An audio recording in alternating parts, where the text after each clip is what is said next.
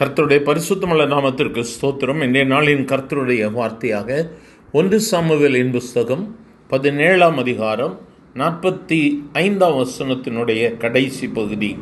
நானோ நீ நிந்தித்த இஸ்ரவேலுடைய இராணுவங்களின் தேவனாகிய சேனைகளுடைய கர்த்தரின் நாமத்தினாலே உன்னிடத்தில் வருகிறேன்.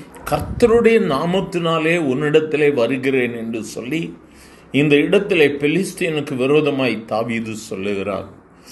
எனக்கு அருமையானவர்களே, தாவீது அந்த பெலிஸ்தீனுக்கு முன்பதாக யுத்தம் பண்ணும் முன்பதாக இந்த வார்த்தைகளை சொல்கிறான். சிறுவனாகிய தாவீது நீ மேற்கொள்ள முடியாது என்று சொல்லி பலவிதங்களிலே அவனை பார்த்து சொல்லுகிறார்கள்.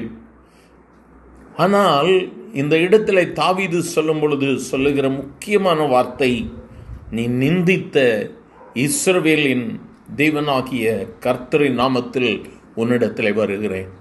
அதுதான் விசுவாசம், அதுதான் கர்த்தரின் மேல் உள்ள நம்பிக்கை. அவன் கர்த்தரை மகிமைப்படுத்துகிறான். தன்னுடைய நம்பிக்கை என் ஆண்டவராகிய என் தேவனாகிய கர்த்தர் மேல் இருக்கிறது என்பதை ஆணித்தரமாக இந்த இடத்துல தாவீது முதலாவதாக நிரூபிக்கிறான். தன்னுடைய பலத்தையோ தன்னுடைய மேன்மையையோ தன்னுடைய யுக்தியையோ அவன் நம்பல. அவன் சொல்வதெல்லாம் என் கர்த்தருடைய நாமத்தில் வருகிறேன். இந்த வார்த்தைகளை கேட்கும் பொழுது, இந்த வார்த்தைகளை கேட்கிற எனக்கு அருமையானவர்கள், உங்களிடத்தில் நிறைய சாமர்த்தியம் இருக்கலாம், நிறைய பலன் இருக்கலாம், நிறைய காரியங்கள் நிறைய படிச்சிருக்கலாம், ஒருவேளை அநேக காரியங்களிலே நீங்கள் தேர்ச்சி பெற்றிருக்கலாம். ஆனால் இன்றும் பல தோல்விகளை நீங்கள் சந்தித்து கொண்டிருப்பீர்களானால் நம்மை நாமே மாற்றிக்கொள்ளுவோமா? இந்த தோல்விகளுக்கு காரணம் என்ன? நான் அல்லது என்னுடைய சுயபலம் என்று இருக்குமானால், தாவீது என்று பெலிஸ்தியனை பார்த்து சொல்லுகிறான், நீ நிந்தித்த என் தேவனாகிய கர்த்தருடைய நாமத்திலே உன்னிடத்திலே வருகிறேன்.